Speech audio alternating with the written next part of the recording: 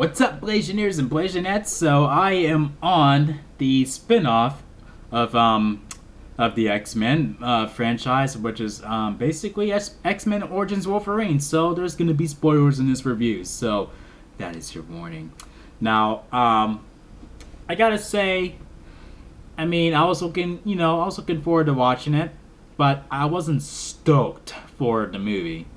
Um, I just felt like, a standalone Wolverine movie was inevitable because people love the character so much and they love Hugh Jackman as the character. But and I'm glad this happened around the time that I already warmed up to the character and I already take a much stronger liking to the character. But I would have liked another X-Men sequel. So we haven't gotten one in a while because we've been getting all of these spin-off movies, and this is the beginning of that.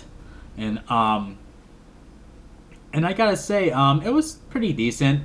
I mean, we get to know basically everything about Wolverine in this movie, like when he was born, which it was like centuries ago, and we see him. And I like the little opening credits. So it was like a montage of him basically serving in the army and being in the army with Sabretooth, and you see how they've basically have been brothers for centuries and whatnot, and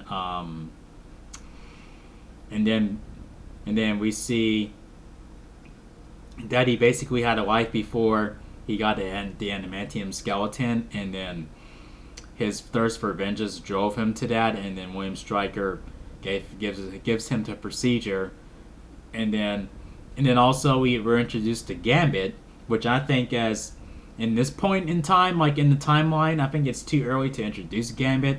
I figured he would have been like basically a kid around that time or whatever, and he would be an adult by the time the original X-Men trilogy was already introduced. Do you know what I mean? And another thing that was a bit let me see here. Um, oh yeah, never mind. I mean, like I'll get to that. I mean, I almost said something about X-Men First Class, but I'll get to that in my review for X-Men First Class. But I mean, then we get a cameo by Xavier, and we see, and then Cyclops as a younger Cyclops in the movie. I mean, that was pretty cool. And then there's Deadpool, he was not done justice at all. I didn't know of Deadpool until I saw this movie. So I'm like, why are people mad about Deadpool? I mean, like what? And then I saw the comic and I saw how he's meant to be, and I'm like, oh, okay. So yeah, they fucked up with Deadpool in this movie, and even though the third act, the final battle with him was pretty cool, but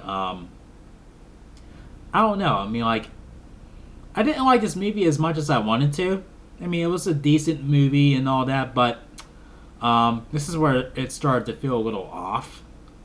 Because I remember in the flashback sequence in X2, where Wolverine has the procedure done and he's slicing his way out of the out of the facility, and he's covered in blood. Like during that too. I'm like, so where is all that now?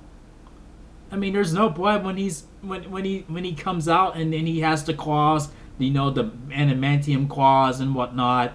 Like none of that happens. I'm like, huh? Like what? And I thought the procedure, like messed, what gave him memory loss. I thought that was what happened, but apparently it was just adamantium bullets or whatever that Stryker kept shooting him with. I'm like, okay. And basically, oh yeah, and I forgot to mention that his birth name was James, or Jimmy, as Sabretooth always called him. And I was not a huge fan of Liev Schreiber as the character. He's a good actor. I'm not knocking him as an actor, but I figured that I don't know. I mean, it just I don't know. It just didn't feel like Sabretooth to me, I guess. I don't know, but it didn't bother me too much.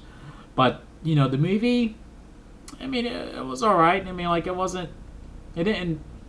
I didn't have that much excitement as the movie went on. I mean, it was entertaining, but it could have been. I don't know. It just could have been a little better. So, I don't know. With that all being said, this gets 2 chair spins out of 5. So here we go. 1, 2 chair spins. So, but and I thought they were gonna drag on the whole basically Wolverine's past with another Wolverine movie, but thankfully it goes in a different direction.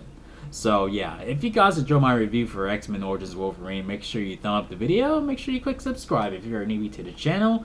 Thank you for watching, and feel free to tell me if you agree with me. Was it underwhelming, or was it, the